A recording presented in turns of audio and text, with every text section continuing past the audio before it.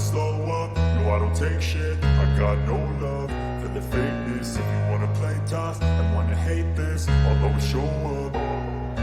I don't ever slow up, no I don't take shit. I got no love for the fakeness. If you wanna play tough and wanna hate this, I'll always show up and make a statement. Yo, assalamualaikum warahmatullahi wabarakatuh. Selamat datang kembali di channel yang membahas keresahan-keresahan yang relate sama kita dan juga kita ekstrak menjadi beberapa alternatif solusi. Seperti biasa, gue nggak sendiri. Gue bersama Al-Ustadz Muhammad Irfani. Assalamualaikum, Ustadz. Waalaikumsalam warahmatullahi wabarakatuh. Sehat, Ustadz, ya? Alhamdulillah, alhamdulillah. Masya Allah. Ini Ustadz, untuk episode kali ini, kita membahas tentang utang pihutang. Waduh. Kalau kemarin kan, ya begitulah ya. Sekarang utang pihutang. Nah, mohon penjelasannya Ustadz. Yang pertama nih, hutang piutang itu secara apa ya? Secara Islam itu gimana? Ya. Silakan Ustadz. Bismillahirrahmanirrahim. Alhamdulillah. Wassalatu wassalamu ala Rasulillah Sayyidina Muhammad ibn Abdillah wa alihi wa sahbihi wa mawalah. Amma ba'd. Alhamdulillah kita bisa bertemu dan berjumpa lagi dalam rangka kita bantu teman-teman kita, para penonton YouTube kita yang mungkin punya masalah. Kita bantu dengan perbincangan ringan yang kita jalani hari-hari ini. Berbicara tentang hutang, jika kita melihat daripada firman Allah Subhanahu wa taala dalam Al-Qur'an, kalau kita mau tahu ayat yang paling panjang dalam Al-Qur'an, itu adalah ayat yang menjelaskan tentang hutang. Waduh. Mungkin penonton mungkin ada yang belum pernah membuka Al-Qur'annya. Al-Qur'an itu satu ayat yang isinya itu satu halaman cuman tentang penjelasan hutang. Allah. Jadi kalau kita hayati, kalau kita simak, berarti Allah Subhanahu wa taala ingin memberikan suatu penjelasan yang panjang kepada kita tentang hutang piutang. Bukan hanya penjelasan yang panjang, tapi juga tanggung jawabnya panjang. Kenapa tanggung jawabnya panjang? Karena itu tanggung jawab nggak cuman kita pikul di dunia aja. Di akhirat akan dimintai pertanggungjawaban oleh Allah Subhanahu wa taala. Walaupun cuman sepeser, 1000. Allah. Walaupun cuman 1000, itu akan diminta pertanggungjawaban oleh Allah Subhanahu wa taala. Maka ini adalah salah satu di antara peringatan untuk kita umatnya Nabi Muhammad SAW agar berhati-hati dengan yang namanya hutang. Makanya kita sering dengar yang namanya hutang itu dibawa mati. Hutang dibawa mati. Kenapa? Karena orang yang mati membawa hutang, dia akan ditagih oleh orang yang punya daripada hutang tersebut nanti dalam pengadilan Allah Subhanahu wa taala. Makanya ayat yang dijelaskan oleh Allah dalam Al-Qur'an itu panjang. Kenapa? Karena di situ ada peraturan-peraturan atau tata cara ketika seseorang itu berhutang. Kalau orang yang mau berhutang, maka dia dianjurkan untuk mencatat. Kalau memang dia nggak bisa mencatat, maka dia hadirkan saksi untuk mencatat. Kenapa? Agar tidak ada kesalahpahaman nanti di akhir daripada penyelesaian hutang tersebut. Jadi yang memberikan hutang atau orang yang piutang saat itu, dia mengetahui jumlah yang dia keluarkan untuk meminjamkan. Kemudian orang yang berhutang pun dia tahu jelas berapa jumlah yang dia hutang atau harus yang bayar, dia pinjam, yang harus dia bayar. Maka harus ada saksi-saksinya yang ada di dalam transaksi tersebut.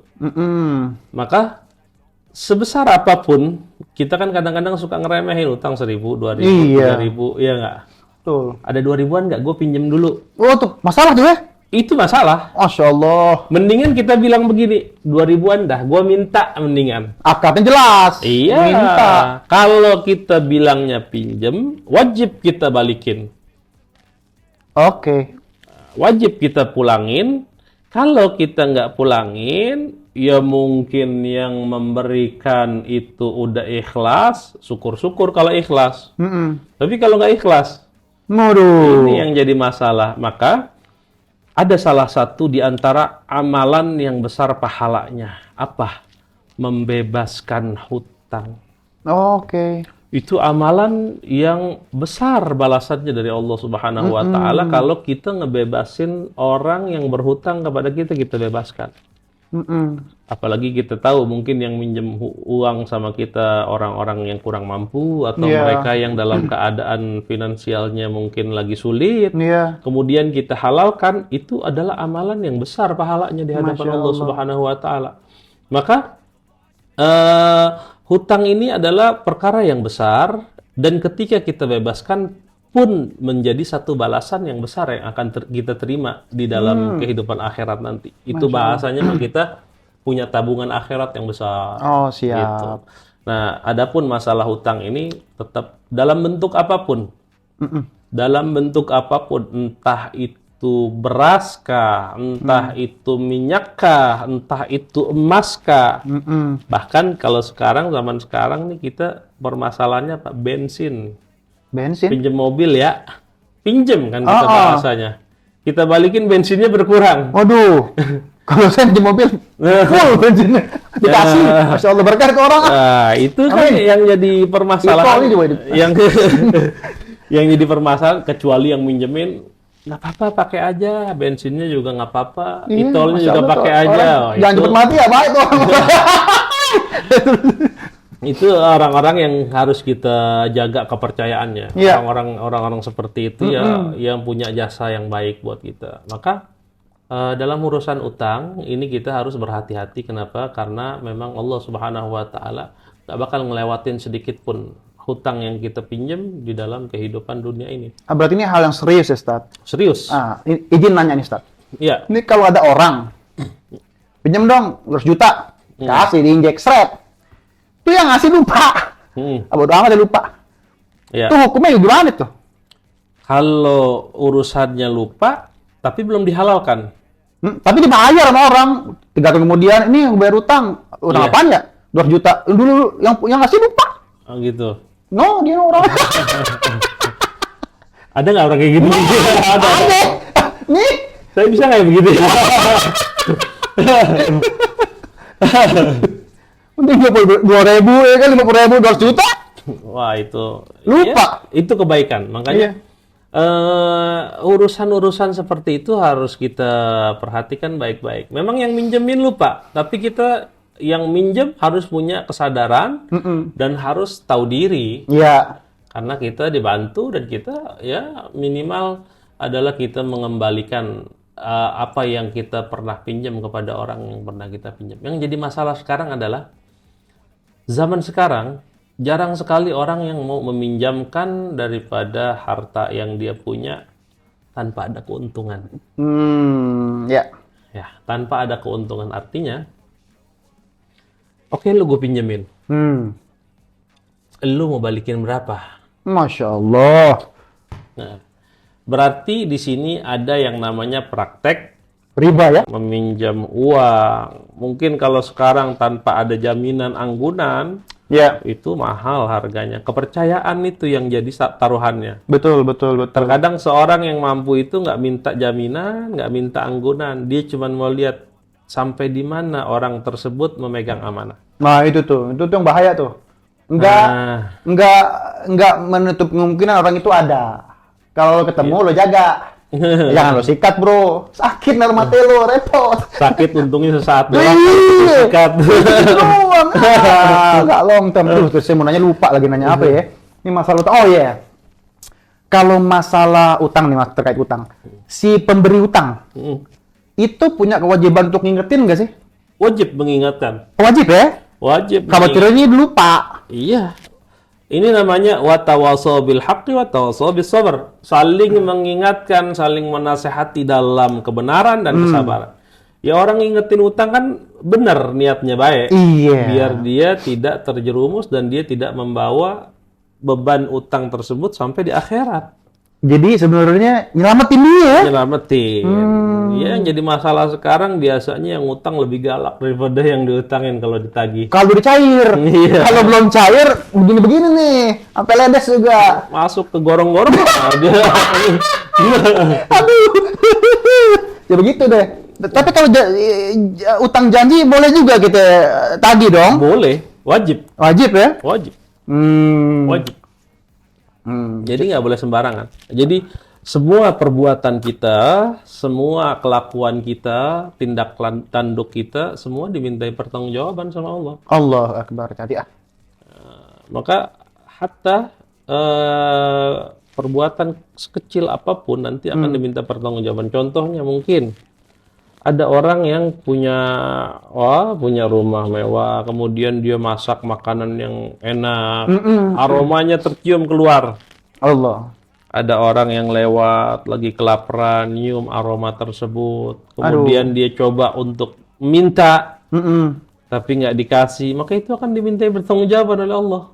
Oh iya. Iya, di dalam akhirat, ya Rabb.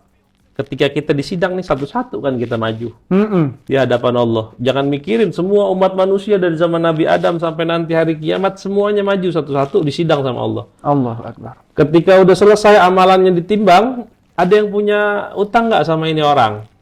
Tanya, ya Rob, dulu si Fulan dia pernah masak makanan enak, tapi saya kebagian aromanya doang. Saya nggak dibagi makanannya sama sekali. Padahal dia orang kaya, dia orang ada, dan dia kelebihan. Maka kata Allah, ya, ambil hutangmu atau ambil apa yang pernah dia buat daripada kezoliman itu. Kita kan zolim. Kalau cuma ngasih aroma ke orang doang tanpa kita bagiin. Maka bisa diambil pahala kita tuh sama Allah Subhanahu wa Ta'ala buat ini orang. Makanya kita ini sekecil apapun perbuatan kita itu ada tanggung jawabnya. Apa kata Allah? فَمَنْ يَعْمَلْ مِثْقَالَ ذَرَّةٍ خَيْرًا يَرَهُ وَمَنْ يَعْمَلْ مِثْقَالَ ذَرَّةٍ شَرًّا يَرَهُ. Orang yang melakukan kebaikan, sekecil apapun kebaikan itu akan dilihat sama Allah. Dan akan dia terima balasannya. Dan apapun daripada perbuatan buruk yang kita lakukan meskipun kecil, maka itu akan diminta pertanggungjawaban sama Allah. Ya Kita Allah. akan dapat balasannya. Maka iman itu kata Nabi dalam hadisnya, iman itu ada banyak cabangnya. Yang salah satunya adalah imatatul adza. Kita ngangkat satu penyakit, artinya kita lagi di jalan ada kulit pisang kita angkat biar orang nggak kepleset. Celaka ya. Itu salah satu kebaikan daripada keimanan. Di jalanan ada batu, ada paku, kita ambilin. Itu adalah kebaikan daripada bentuk keimanan kepada Allah Subhanahu wa Ta'ala. Maka jangan kita remehkan hal-hal kecil seperti itu. Begitu juga hal yang buruk, maka jangan sampai kita punya perbuatan-perbuatan yang menyakiti orang meskipun sekecil apapun perbuatan itu, karena itu akan diminta pertanggungjawaban sama ya. Allah. Betul. Nih takut dipelintir, Ustaz. Gitu tadi Ustaz Pani ngomongnya kulit pisang sama duri. Lain kalau 100.000 yang di jalan. Nah, ini bagian dari iman apa emang lu nyari-nyari nyari celak nih kan, cepet Bukan kan. eman kalau nggak diambil. Kalau itu jangan ya. Yakin aja ya. Itu kalau kita nanti bahas fikih ada namanya luqotoh. Barang temuan. Pertemuan. Kalau kita nemu barang di jalan, kita umumin. Nemu dompet isinya 2 juta. Jangan langsung dibelanjain, bro. Balikin dompetnya sama KTP-nya, uangnya liang. Ada caranya. Kalau itu barang kita mau jadi halal, bisa jadi halal. Tapi satu syaratnya banyak. Dia harus ngumumin. Apalagi kalau ada alamatnya. Kalau ada alamatnya udah jelas banget. Anterin. Ya, jadi ada itu. Atau mungkin kita nemu lukotoh yang lain, handphone di jalan. Ini yang jadi zaman sekarang itu ya orang udah pada nggak takut sama dosa. Iya. Udah nggak takut sama dosa, udah nggak takut sama Tuhan. Kadang-kadang lagi dipegang aja handphone dijamret. Itu dia. Apalagi di jalanan nggak ada yang punya. Kadang-kadang suka disalin arti, Ustaz. Nemu handphone, wah gue nih man. Zaman perang lo. Harta rampasan nggak jelas setengah. Oke, Ustaz. Ini kalau masalahnya yang punya utang meninggal. Atau gini deh, saya pernah ada case ya. Saya ngutang nih, ini saya nih. Ngutang ke teman saya. Pokoknya gue ikhlas deh. Kalau lo meninggal gue ikhlas. Aneh bilang, waduh, apa gue meninggal dulu apa ikhlas gimana? Jadi saya mesti meninggal dulu, ikhlas. Udah nggak jadi gue nih. Ramen nih, gembel. Itu gimana tuh? Tetap mesti ada ikhlas dari dia juga gitu. Ya kalau dia belum bilang ikhlas, belum bilang halal, ya masih punya tanggung jawab, tanggungan, kewajiban gitu. Gimana caranya Ustaz? Misalkan keluarganya kita nggak tahu di mana. Tempat tinggalnya kita udah nggak tahu, udah lost Udah pindah deh ya. Nah, gimana cara bayarnya? Maka cara bayarnya jumlah uang yang kita pernah pinjam dan belum sempat kita kembalikan sedekahin atas nama orang tersebut. Oh iya. Kenapa? Ini jaga-jaga nanti ketika Allah sidang kita, kemudian si fulan minta, ya Rob dia punya utang belum dibayar. Tak dulu, gua udah sedekah atas nama lu.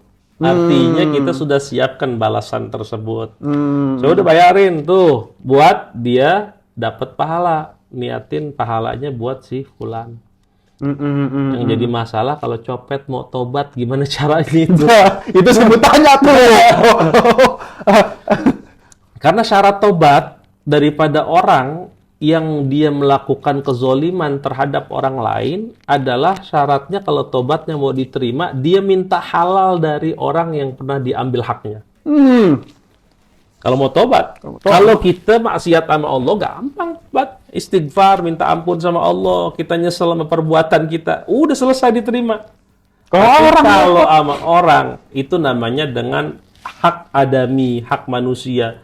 Meskipun orang itu bukan orang mukmin, tetap kita punya kewajiban. Tetap kita punya kewajiban. Karena apa?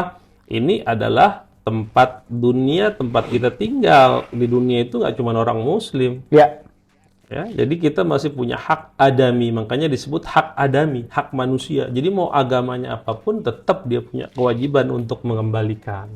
Waduh, tuh kalau copet coba deh, kayaknya belum terselesaikan di pikiran saya. Kan dia banyak nih, mungkin udah setengah karung kali itu dompetnya, lupa juga. Lupa juga ya, tinggal dihitung-hitung aja jumlahnya berapa dikira-kira. Cukup nggak kira-kira dia punya waktu itu untuk mengembalikan daripada hak orang yang pernah diambil. Kalau emang dia nggak mampu, dia balas dengan berbuat amal soleh. Artinya dia sholat yang banyak, puasa yang banyak, melakukan amal soleh yang banyak. Jadi dia punya stok pahalanya banyak. Jadi pas timbang itu ya, Masih bilang, ya Allah, tuh dia pernah nyopet saya, nih pahala gue banyak, tinggal gue bagi. Jadi dia nggak jadi orang yang bangkrut. Karena disebutkan oleh Nabi, di dalam akhirat tuh nanti akan ada orang yang bangkrut. Kenapa bangkrut? Muflis, kata Nabi. Dia amalnya banyak, tapi pahalanya dia nggak dapat. Bahkan mungkin dia jadi orang yang amalnya banyak, malah dapat dosanya banyak. Siapa mereka? Orang yang sholat, dia puasa, dia sedekah, tapi masih suka nyakitin orang. Allahu Akbar. Zolim sama orang, dia suka nyaci maki orang. Gibah orang termasuk dong? Masuk. Hati-hati, ente ahli gibah, hati-hati ya, coba. Dia zolim sama orang. Maka nanti, itu dia yang saya bilang, nanti di pengadilan itu, kok saya dulu sholat, tapi amalan saya kok nggak ada, pahala saya nggak ada, itu diambil sama orang-orang yang kita gibahin, orang yang kita maki, orang yang kita caci. Nah sekarang gini, Ustaz. Kalau orang zina, ke pelacur ya, maaf gitu ya, kita masih baik lagi ya ke pelacurnya. Saya minta redoknya ya. nanti jadi part 2 ini gimana? Ini bagaimana? Ini yang saya bilang namanya kita maksiat atau kita berbuat zalim sama diri kita sendiri, bukan sama orang lain. Oh, kalau zina walaupun dibantuin begitu maksiatnya tetap hitungannya satu ya? Hitungannya satu, karena kan dia juga demen juga. Jadi sama-sama ibaratnya. Jadi sama-sama meridoi, ya kan? Karena kan ya bukan kita membolehkan atau kita melegalkan, itu namanya dia jual jasa padanya. Itu tetap haram. Tetap haram. Ya jasanya sedot WC lo gimana? Harus sedot, aduh ngeri dah. Ya, itu namanya kita punya maksiat atau kita punya dosa itu sama Allah. Kita tobatnya sama Allah. Ya. Karena Allah itu Maha Rahman, Maha Rahim. Allah Maha menerima tobat. Jadi siapapun yang merasa saya paling banyak dosanya, saya paling banyak kesalahannya, jangan pernah putus asa. Allah itu nggak pernah meninggalkan hambanya Allah. di dalam rasa bersalah terhadap dirinya. Ketika dia punya rasa bersalah, kemudian dia minta ampun sama Allah, Allah pasti akan mengampunkan. Subhanallah. Jadi buat para penonton, jangan la tai'asu min rauhillah, la tai'asu min rahmatillah. Jangan kita putus asa sama rahmatnya Allah. Jangan kita putus asa sama kasih sayangnya Allah. Allah itu Maha Pengasih, Maha Penyayang. Allah. Nggak ada dosa yang nggak diampunin sama Allah kecuali syirik. Allah. Kalau syirik itu bisa diampunin. Kalau dia bertobat, dia bersyahadat, Itunya bisa diampunin ya. masih diampunin. Jadi kalau buat orang-orang awam deh kayak saya gini. Jadi kalau kepelintir ke maksiat, tobat. Tobat. Maksiat, tobat. Tobat. Terusnya begitu ya, guling-gulingan Terus. gitu aja terus. Terus. Sampai kapan? Sampai kapan? Sampai kita bosan ngelakuin itu maksiat. Itu Pak Bro. Ya. Siap. Tapi ada intinya di situ apa? Apa intinya Pak? Jangan pernah ninggalin sholat. Ya. Karena ibarat saya sering bilang di awal-awal itu kan kita bahas sholat ya. Ya. Sholat itu apa? Sholat itu kunci. Kalau orang sholat tapi masih maksiat nih, kok sholat tapi maksiat? Gak apa-apa. Kenapa? Karena orang yang sholat itu ibarat dia sedang memegang kunci hidayah. Allah. Kalau dia punya kunci hidayah, kapanpun Allah mau, dia bakal buka hatinya, dia akan kembali kepada ketaatan kepada Allah.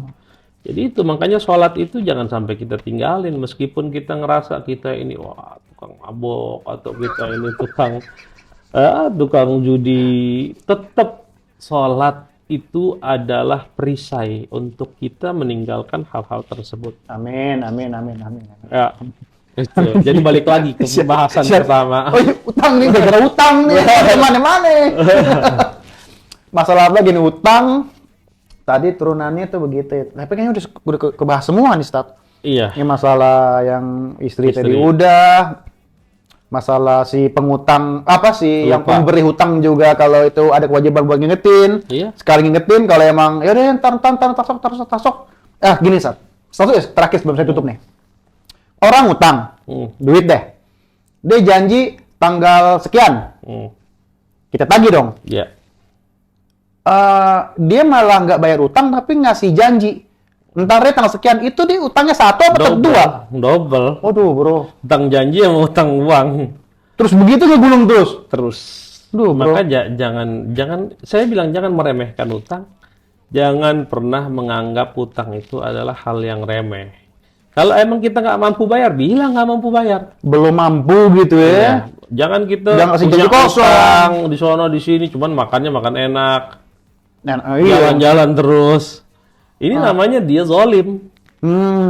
Dia punya uang untuk dia bayarkan, tapi dia gunakan untuk hal-hal yang nggak wajib buat dia. Itu double dosanya itu. Masya Allah. Atau gini, Ustaz. Orang nih udah mau bayar utang. Katakanlah berapa ratus juta gitu ya, saya nggak sebut lah. Pas dia mau bayar, dia belokin ke bisnis. Berharap agar itu jadi Iya, kegulung. Dilalah, bisnisnya hancur lagi. Itu bagaimana tuh? Ya tetap dia punya kewajiban utang. Walaupun orang udah sakit nih. Ya kenapa itu dia bangkrut? Kenapa dia itu ini? Karena dia nggak bayar utang. Ya, bro. Berat deh. Clear ya udah. Berat deh udah. Jadi sumber keberkahan, sumber kesuksesan adalah kita membayar hutang. Iya. Kita mau sukses, lihat utang kita di mana, lunasin. Kalau kita mau sukses, lunasin utang itu, bayar kewajiban itu, insya Allah akan Allah kasih jalan. Selama kita masih punya utang, selama kita masih nunda-nunda utang itu, jangan harap kita dapat kesuksesan. Iya. Karena utang ya bukan perkara yang kecil, perkara yang besar. Iya, Gitu. Jangan pernah kita remehkan. Waduh, ini untuk Bro Ensis nih. Kalau punya utang, ikhlasin dulu ya. Ikhlasin ya kan. Gue lupa nih. Kalau yang mau ngingetin boleh di komen. Ngeri juga nih, nanti banyak yang ini gue. Ya udah, Ustaz. Kayaknya kita akhirin dulu nih. Siap. Asam lambung udah naik nih. Oke, buat Bro Ensis, biasa. Untuk yang belum subscribe dan juga ngeklik tombol like and share, lo klik. Yang udah, terima kasih. Ya. Oke, sampai ketemu lagi di minggu depan dengan pembahasan yang baru tentunya. Kalau punya keresahan silahkan tulis di kolom komentar. Dan juga sebelum gue tutup, terima kasih semuanya udah terus bersama kita dan juga Ustaz Fani. Ya. Terima kasih untuk waktunya. Oke, sampai ketemu lagi. Assalamualaikum warahmatullahi wabarakatuh. Waalaikumsalam warahmatullahi wabarakatuh. Never slow up, no I don't take shit. I got no love for the fakeness. If you wanna play tough and wanna hate this, I'll always show up. I don't ever slow up, no I don't take shit.